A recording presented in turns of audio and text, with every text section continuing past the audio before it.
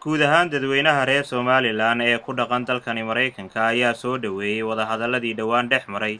wadamada Somaliland iyo Soomaaliya ee lagu qabtay magaalada London ee dalkaasi Ingiriiska.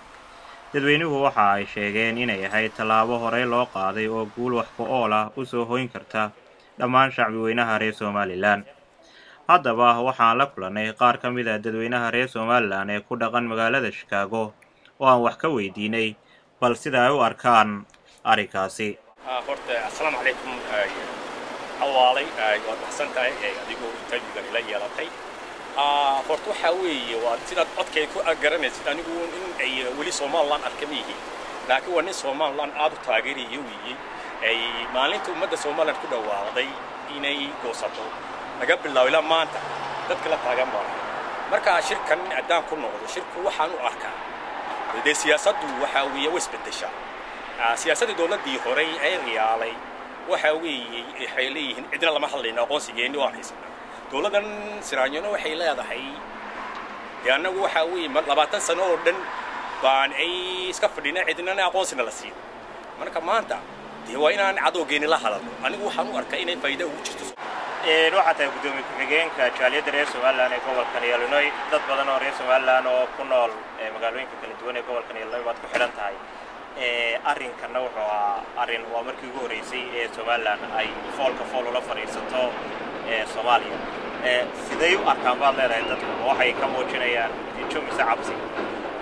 waxay ku xiran tahay kullee toolay sidaad garanayso meesha Somaliland la yiraahdo xisbi baa ka dhashay marka waxa halkan ay ku wadiyay diaspora oo Somaliland ay degan dibadda qaar baa xisbi ay marka kullee waxa ka dareemaysa dadkii xisbi cudub taageeranayaan iyana raali kama dadkii kulmiye taageeranayaan waa arrin fiican anigu laakiin weliga Somaliland ee shacabkeeda ummadda waxaan ka dhaadhiciyay anigu ma yahay xisbi hoona taageeray anigu waxaan taageeray Somaliland marka waxaan arkaa wax Somaliland u fiican marka majority ay dadkii Allah hadlo waxay arkayaan inay faa'iido u leedahay hadallada Somaliland la hadlayso ee Somaliland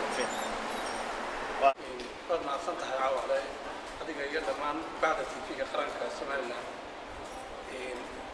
ثم أنا وحصلنا يا شعب كسومالان جدتكم سبيتا بيري جوجانا قد يضع وإيه كرا سجود يسجار عنك سجود مرحلة جهد يا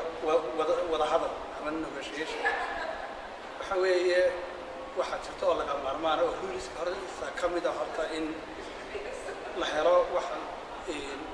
background مابو واحد لا دهو وأحقف من مرة حرب وستة وخبرت اللي يوحي اللي ينادي يعني بوينتس كيس وستة يقعد بلد وستة يقف كلام واحد سكت دفاعي تاس وحرارك إن جدهم أي سكوت دفنايان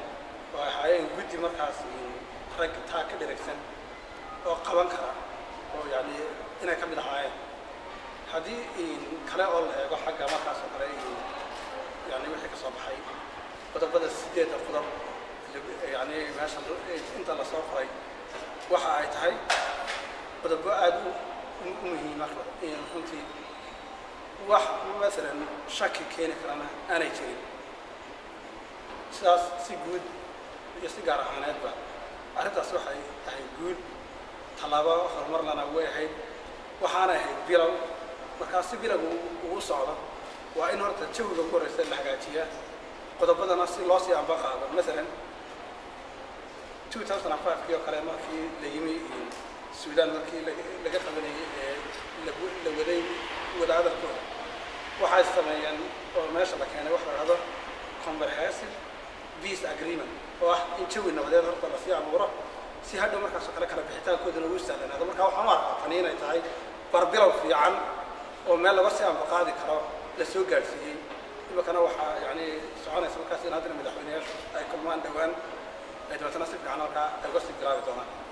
الشركة ده معلش يقول وحوكي هاي بوينت جاي تاجناين هدي على كيسة ملاح دي كقرب كشيء سلي ودودين أما دودو كل سنة مركز تروح لحديني أنا محب مع القبلة دي أنت بدنا أنا هوش أنا سوقين السيد اللي هذا كله هو وضع والسوماليلاند يا الصومالي تيبان إلا هذا أي كسرعتها كيقول رئيسنا سلاس أي كيران واحد كستنا واحد عالم كم خاتي هاي أو فايل قليل markasta oo la soo qaadiyo waxa la eegayaa bartii hore marka ka bilowdeen qaabka u wada hadasheen marka waxa la doonayay lagu kiib garayo ama lagu hayo in yani sidii lixdankii yani labada garab loo wada hadlaa mid dowladeed oo kala duwan oo midba gaarkeeda ay degarteeda ay wax qasanayso marka waxa markaa sida qaabka ay u bilaabeen qaab wanaagsan uu yahay tadamana waxa rajaynaynaa in madaxweynuhu yahay nin khibrad leh oo si fiican artaas uga madhalin kara insha Allah ta'ala dadweynaha reer Somaliland ee ku dhaqan gobolkan Illinois iyo guud ahaanba dalkan Mareykanka ayaa maalmihii ugu dambeeyay si aad ugu dhagtaagay wada hadallada dhex maray Somaliland iyo Soomaaliya ee maanta loogu soo gabagabeeyay magaalada London ee xarunta UK waxa kaloo ay si aad u hadal hayaan dadweynaha reer Somaliland ee ku dhaqan gobolka Illinois iyo guud ahaan dalka Mareykanka wada hadallada la sheegay in ay dhawaan dhex mari doonaan madaxweynaha Somaliland Axmed Maxamed Maxamuud Siiraayo iyo madaxweynaha Soomaaliya Sheekh Shariif waasi oo dadka reer Somaliland ee si aad ugu dhuun daloola siyaasadda arrimaha dibadda ee Somaliland ay u dhagtaagayaan waxa ka soo bixi doona Cawaale Cabdilaahi Cawaale telefishinka qaranka Jamhuuriyadda Somaliland Chicago Illinois